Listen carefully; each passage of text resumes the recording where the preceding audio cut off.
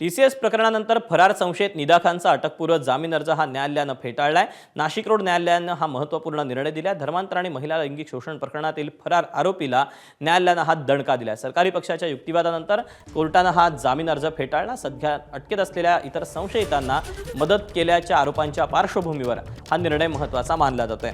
अटकपूर्व जामीन नाकारल्यानं निदा खानच्या अटकेच्या हालचालींना वेग येण्याची शक्यता आहे। निदा खानच्या पुढील कायदेशीर पर्यायांकडे आणि तपास यंत्रणेच्या कारवाईकडे आता लक्ष लागलं आहे। अपडेट जाणून घेऊयात, मुकुल कुलकर्णी आपल्या सोबत आहे।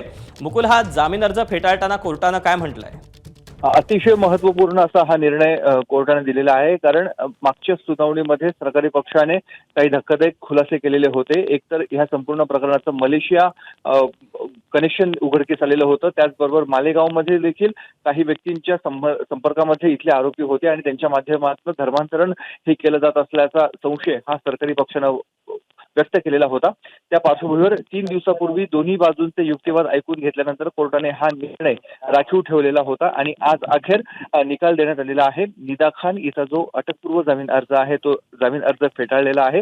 त्यामुळे SITला आता त्यांना निदा खानला कधीही अटक करता येऊ शकते। 25 मार्चला तिच्यावर गुन्हा दाखल झालेला आहे, तेव्हापासून ती पोलिसांना गुंगार देत आहेत। SITच्या ताब्यात ती अद्याप आलेली नाही, त्यामुळे आता SITला सर्वात पहिले निदा खान हिला अटक करावी लागणार आहे।